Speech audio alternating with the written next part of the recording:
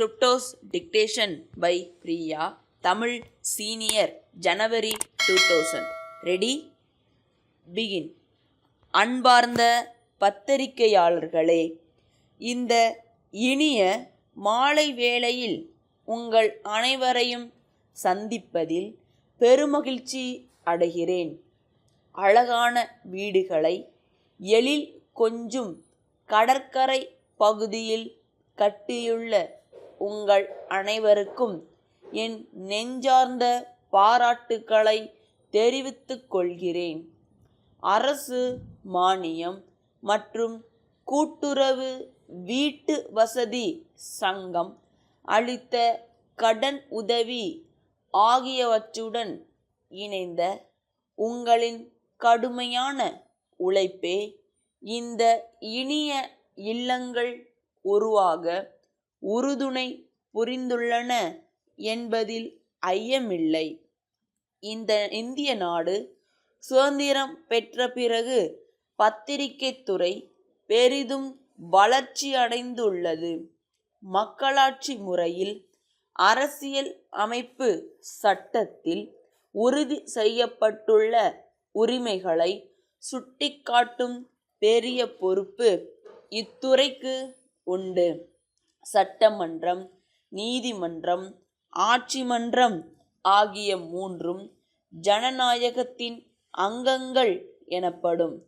அவைகள் திறமையுடன் செயல்பட துணை நிற்கும் நான்காவது அங்கமாக விளங்குவது பத்திரிகைத்துறை என்று குறிப்பிடுவது பொருத்தமுடையதாக உள்ளது என்றே கருதுகிறேன்.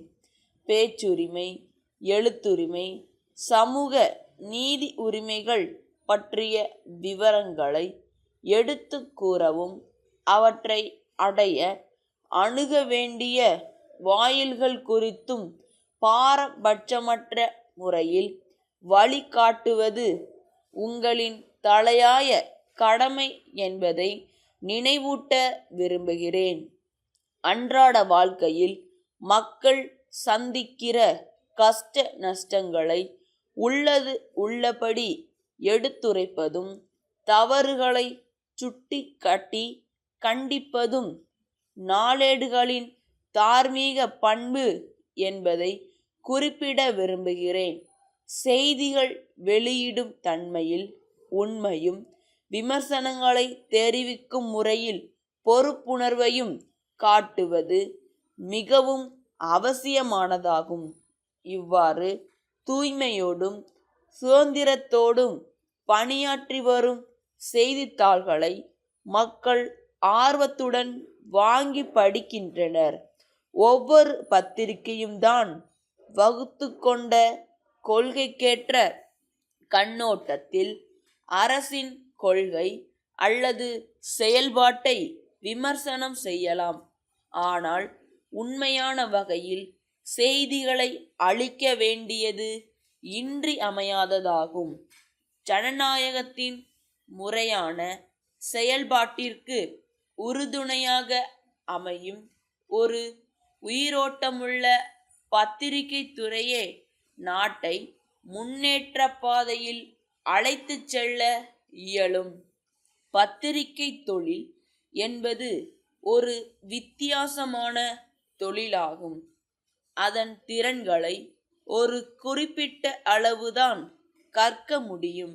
அதற்கு மேல் அனுபவம் மூலமே அறிய இயலும். தமிழக பத்திரிகையாளர்களுக்கு ஒரு பெரும் பாரம்பரியம் உண்டு. புகழ்பெற்ற தலைவர்கள் இந்த தொழிலில் பணியாற்றி உள்ளனர். பத்திரிகை தர்மத்தின் உயரிய தர கோட்பாடுகளை அவர்கள் பின்பற்றி மக்களின் சமூக உணர்வுகளை சீர் செய்து தேவையற்ற கிளர்ச்சிகளையும் போராட்டங்களையும் தவிர்க்க பாடுபட்டனர். அவர்களின் வழியை பின்பற்றி சமுதாயத்தில் வளமான சனநாயக மரபுகளை உண்டாக்க உதவிகரமாக செயல்பட வேண்டும். உங்களின் விமர்சனங்கள் உண்மையின் அடிப்படையில் அமைந்த ஆக்கப்பூர்வமான விமர்சனங்களாக அனைவரும் வரவேற்கும் வகையில் இருக்க வேண்டும் என கூறி என் உரையை நிறைவு செய்கிறேன். சென்னை தங்கமணி தேயிலை விற்பனை நிலைய அலுவலர், நீலகிரியிலுள்ள தமிழ்நாடு தேயிலை தோட்ட கழக மேலாண்மை இயக்குனருக்கு எழுதும் கடிதம். அன்புடையீர், தங்கள் 6/6/1998 தேதியிட்ட கடிதம் கிடைத்தது. எங்கள் நிறுவனம் கடந்த 10 ஆண்டு காலமாக தேயிலைத்தூள் வியாபாரத்தில் ஈடுபட்டுள்ளது.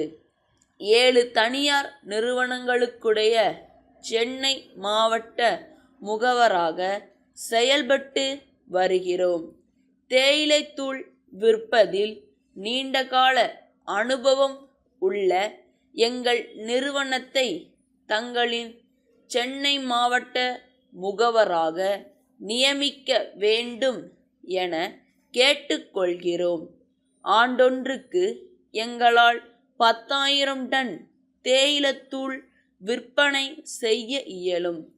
தங்களால் அனுப்பி வைக்கப்படும் சரக்குகளுக்கு 30 நாட்களுக்குள் பணம் செலுத்திவிடுவோம் என்று உறுதி அளிக்கிறோம். தங்களின் சரக்கு குறித்த விழிப்புணர்வை மக்கள் மத்தியில் ஏற்படுத்த உதவிடும் வகையில் பரீட்சார்த்த அடிப்படையில் விற்பதற்காக 1 டன் தேயிலைத்தூள் உடனடியாக அனுப்பி வைக்குமாறு கேட்டுக்கொள்கிறேன். இதற்கான காசோலை இணைக்கப்பட்டுள்ளது. தங்கள் ஒத்துழைப்புக்கும் ஆதரவுக்கும் எங்களுடைய நிறுவனம் கடமைப்பட்டதாக இருக்கும் என தெரிவித்துக் கொள்கிறேன். தங்கள் நம்பிக்கையுள்ள